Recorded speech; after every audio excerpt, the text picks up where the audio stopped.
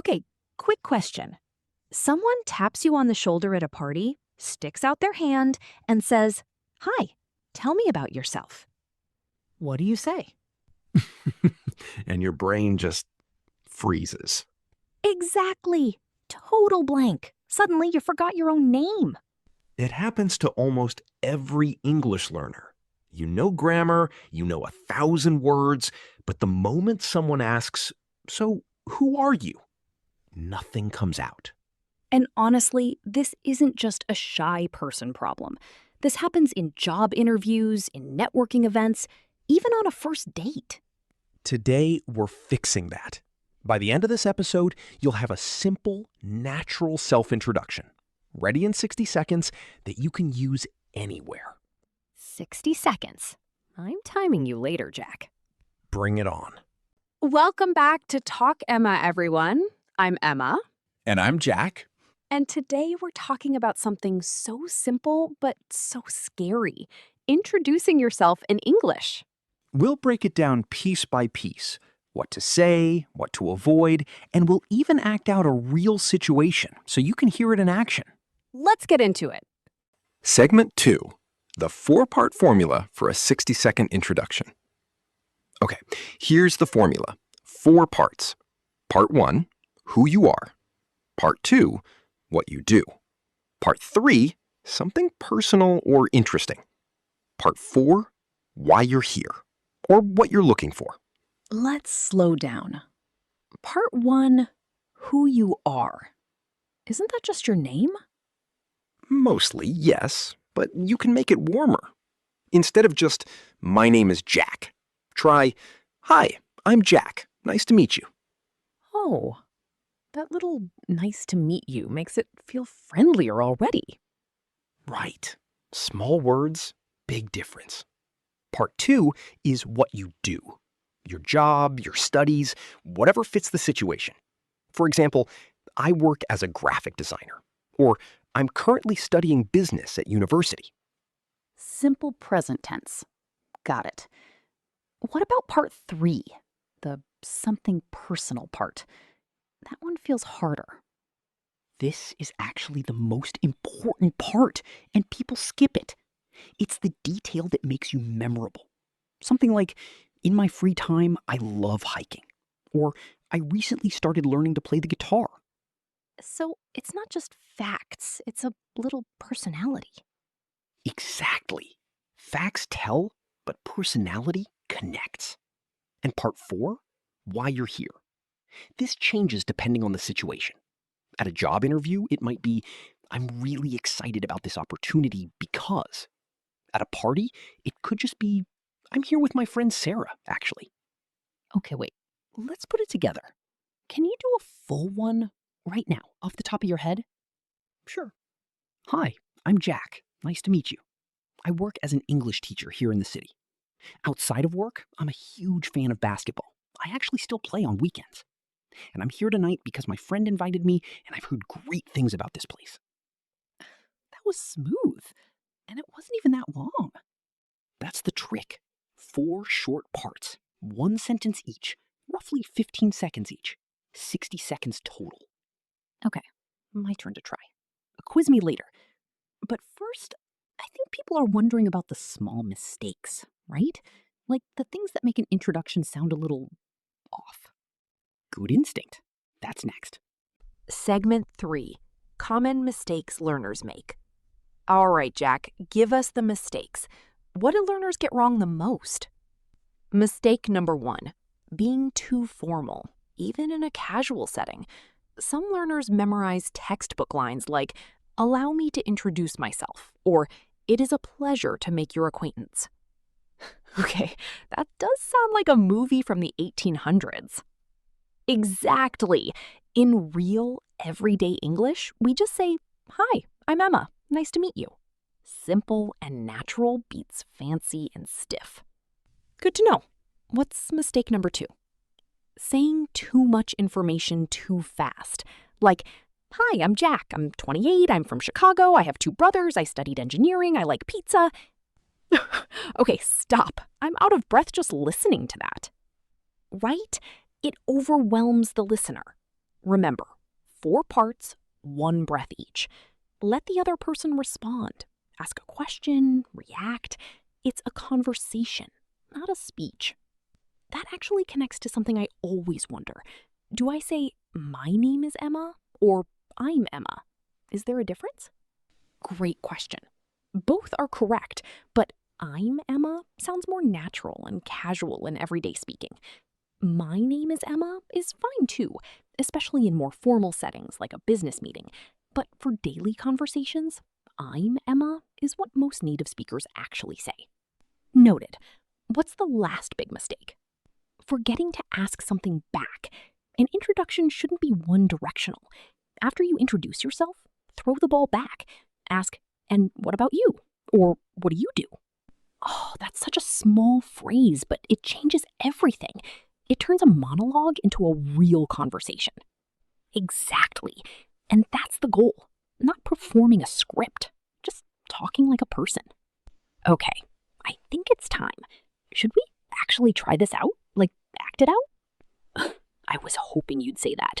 Let's do a role play. Segment 5. Useful phrases you can steal and reuse. All right, here's a quick phrase bank. These work in almost any introduction situation. Starting the introduction. Hi, I'm Name. Nice to meet you. I don't think we've met. I'm Name. Talking about your job or studies. I work as a... I'm currently studying. I'm in between jobs right now, actually. Oh, that last one is useful for people who aren't working at the moment. Exactly, and it sounds completely normal. No need to feel awkward about it. Adding a personal detail. In my free time, I'm actually really into. I recently started. And keeping the conversation going? What about you? What brings you here? What do you do? Oh, these are so simple, but I feel like just having them ready in your head takes so much pressure off. That's the whole point. You're not inventing new sentences on the spot. You're just filling in a template you already know by heart. Okay, one more question before we wrap up. What if someone asks you something you didn't prepare for? Like a random follow-up question?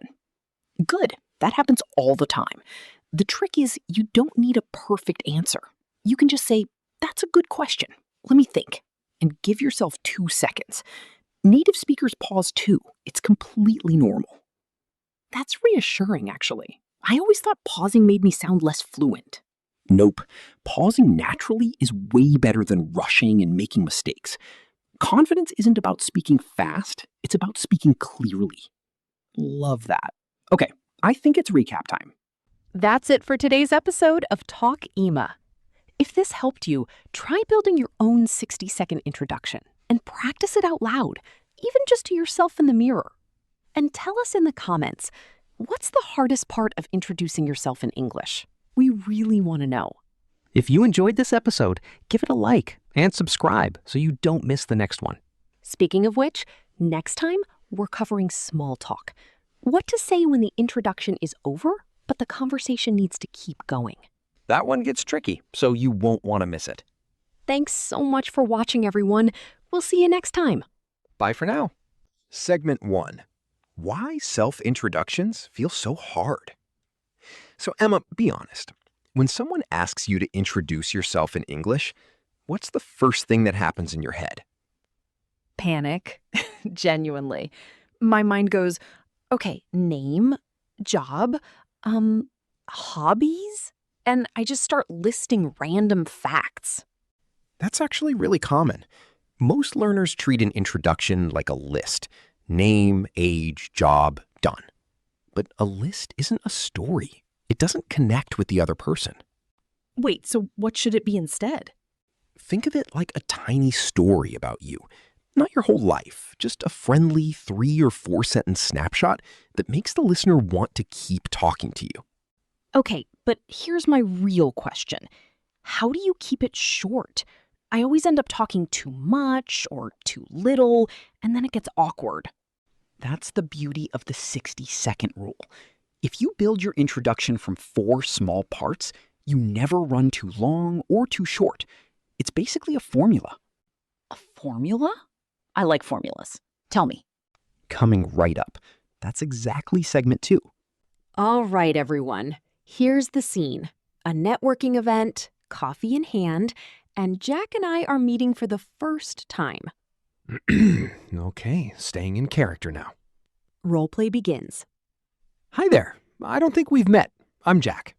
Oh, hi, I'm Emma. Nice to meet you. Nice to meet you too, Emma. So, what brings you here tonight? I'm actually a marketing coordinator at a tech startup downtown. We're looking to connect with more local businesses. What about you? Oh, nice. I work in web design, so that's actually pretty relevant to what you do. Really? Small world. Yeah. Outside of work, I'm also really into photography. I try to shoot something new every weekend. That's great. I actually love photography too. Just as a hobby, though. Do you have an Instagram for it? I do, actually. I'll send it to you. Hey, would you like to grab a coffee sometime and talk more about a possible collaboration? I'd love that.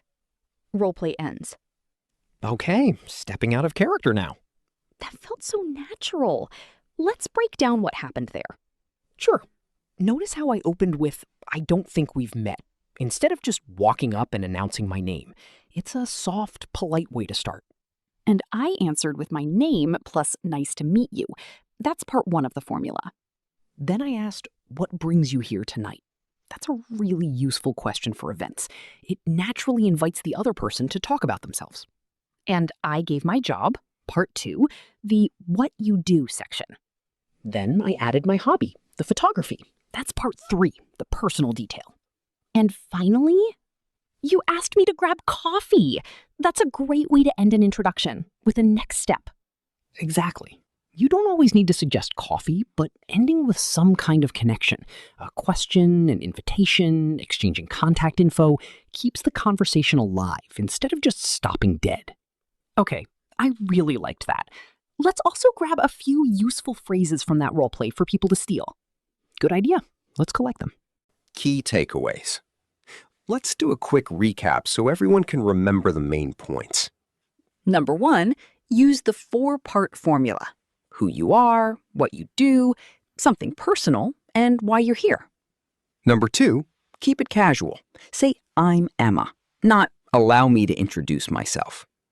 Number 3, don't say too much at once. 1 sentence per part, then let the other person respond. Number 4, always ask something back, like, what about you? It turns your introduction into a real conversation. And number 5, it's okay to pause. Confidence isn't speed, it's clarity. If you remember just those 5 points, you're already ahead of most learners. Honestly, I feel more confident just talking about it right now. See, it already works.